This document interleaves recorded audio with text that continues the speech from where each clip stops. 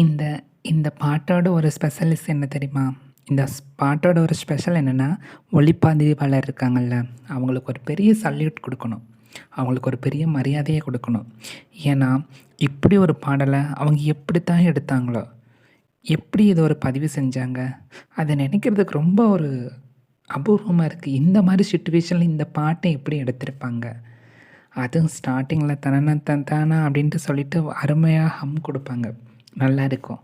ஒரு புதுமண தம்பதிகள், அதாவது கல்யாணம் பண்ணிக்க போறவங்க 2 பேரும் அக்கரை தெரியல ஆறு ஓடிட்டுருக்கும். அந்த அக்கரையில 2 பரிசல்ல அவங்க சொந்தக்காரங்க, இவங்க சொந்தக்காரங்க, பொண்ணு மாப்பிள்ளை போறாங்க.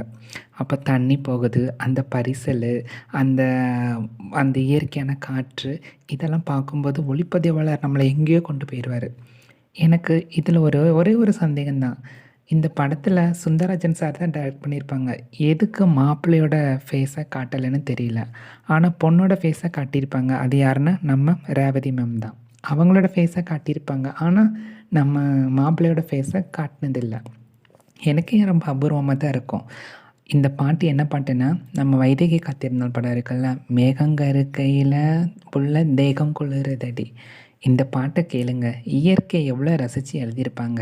அந்த அந்த தண்ணி போறக்கூடிய அந்த ஸ்பீடுக்கு 2 படகுல படகுனா ஒரு சாதாரண பரிசல். படகு கிடையாது. பரிசல். படகுல நெறைய பேர் உட்காரலாம். ஆனா பரிசல்ல அவ்வளவா உட்கார முடியாது தானே! ஸோ அந்த 2 பரிசல்ல அந்த பூமாலைலாம் போட்டுக்கிட்டு, அப்படியே கிராமத்து ஜனங்க எவ்வளோ சந்தோஷமா போயிட்டுருக்காங்க. ஏங்க இத தவிர வேற என்னங்க இந்த பாட்டுக்கு வேணும்? சொல்லுங்க பாப்போம். என்ன பொறுத்தளவுக்கு, இந்த பாட்டுக்கு வந்து ஒரு எவ்வளோ நாளும் நம்ம ஒரு பந்தயம் கூட கட்டலாம். இந்த மாரி பாட்டெல்லாம் திரும்ப வரும்னு நெனைக்கிறீங்களா? வரவே வராதுங்க. இதில இசையமைச்சத பாருங்களேன், ராஜா சார். அவரோட வாய்ஸ் வேற. அவருடைய குரல்ல தான் இந்த பாட்டும் நல்லாயிருக்கும். இவரு இளையராஜா இசையில வந்த எல்லா பாட்டுகளும் ரொம்ப கேட்பதற்கு ரொம்ப இதா இருக்கும். ஆனா இந்த பாட்டு கேட்டீங்கன்னா, கண்டிப்பா உங்க மனசுக்கு ஒரு பெரிய நிம்மதி கிடைக்கும்னு நான் கண்டிப்பா சொல்லுவேன். அந்த கன்னி பொண்ண பார்க்கணுமே நம்ம ரேவதி மேம். பார்க்குறதுக்கு அவ்வளோ அழகா இருப்பாங்க. அதில ஒரு பெண் குரல் பாடுவாங்க பாருங்க.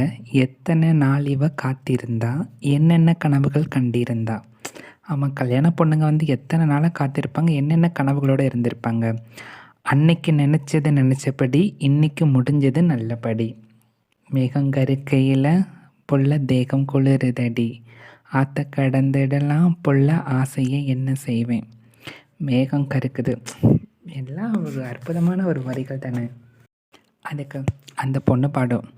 "ஏன் மச்சான் அக்கறை சேர்ந்த பின்ன உன் ஆசைய சொல்லு மச்சான்." அதாவது அக்கறை இங்கேருந்து நான் பரிசல்ல போயிட்டு, அதுக்கப்புறம் உன் ஆசை என்னையோ அதை நீ என்கிட்ட சொல்லு.